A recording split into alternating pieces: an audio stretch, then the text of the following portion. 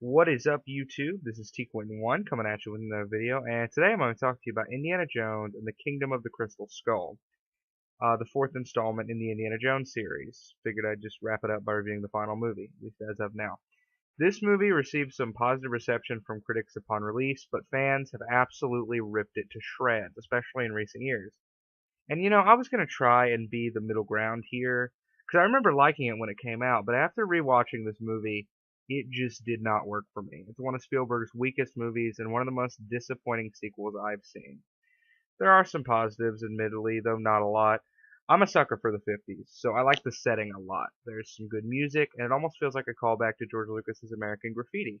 The opening scene is the perfect example of this, as it really sets up the time period with the teenagers driving up beside the Russians, play some Elvis music. It's pretty cool.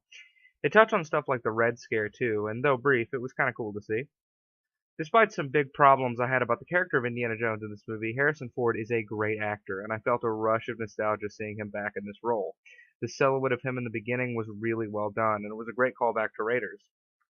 I know everyone likes to make fun of the character of Mutt Williams, as played by Shia LaBeouf, but to me, he was actually kind of likable. He was a fun enough character, and he's one of the better parts of this movie, at least in my opinion. Which is kind of sad because this is Indiana Jones. Indiana Jones movies are famous for their stellar action scenes. There's really three pillars to action in these movies: car chases, shootouts, and fistfights. The car chases and shootouts are really lame in Crystal Skull, but the fistfights ain't half bad. Even though they're pretty much all with the same guy, they were good enough for me. Let's get to the flaws, though. The biggest for me is the story. This movie was written by David Koepp, who is a pretty hit and miss for me. He's written some of my favorite movies like Spider-Man and Jurassic Park, but he's also written stuff like this and Mordecai. The Indiana Jones trilogy has always had a bit of a supernatural element to it, but here that's the focus of the movie, and I think that was a bad decision. It's just too weird. The aliens, the mind-reading villain, the giant ants. Another thing that I really love about the original movies that's totally absent here is the practical effects. The original movies had great sets and a lot of, and I mean, think about stuff like the melting face in Raiders, or the dude getting his heart ripped out in Temple of Doom, or the guy aging rapidly in Last Crusade. That was all practical. And here they just full on go Star Wars prequels with this bullshit. I mean, tons and tons of CGI. And this movie is on a budget of 185 million. It looks like shit. The CGI is awful. I never bought it, not for a second. And the set design looks like a TV movie, which is really sad to say that because I love this franchise and I want it to be as good as it can be.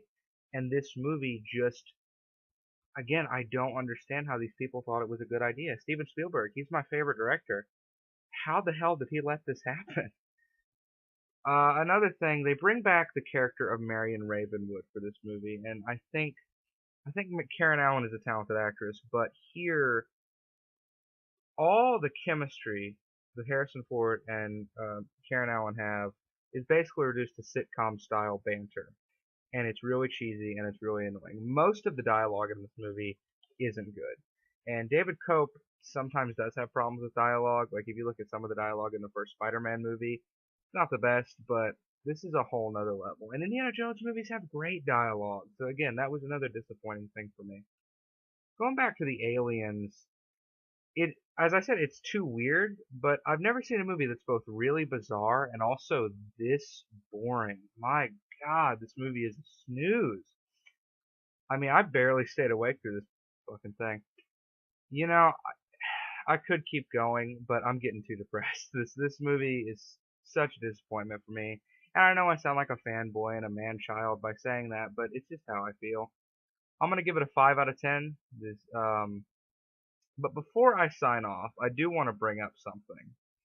I want to talk about the fact that an Indiana Jones 5 is currently in development and what I think that movie needs to be. I don't have a ton to say about it other than I don't think a Force Awakens-esque movie is the way to go here. I love The Force Awakens, don't get me wrong. But the reason The Force Awakens was exactly what Star Wars needed is because the problem with Star Wars was that it had strayed too far from what made it great. Indiana Jones is treading water. We need some new ideas, some fresh blood, and maybe a different director. I love you, Spielberg, but I don't know. And another thing, one, don't bring David Coate back, even though I heard they're already doing that, which is fucking ridiculous. And one more thing, again, it does not need a Force Awakens. What this franchise needs is a Fury Road or a Casino Royale. This needs to get its balls back because this movie, Kingdom of the Crystal Skull, was so sanitized and just so clean. And that's not, the Indiana Jones movies are bone crunching. They're explosive. They're awesome. Bring that back. So that's all I got to say about the fifth one. Fuck this movie. Tequent1 signing out.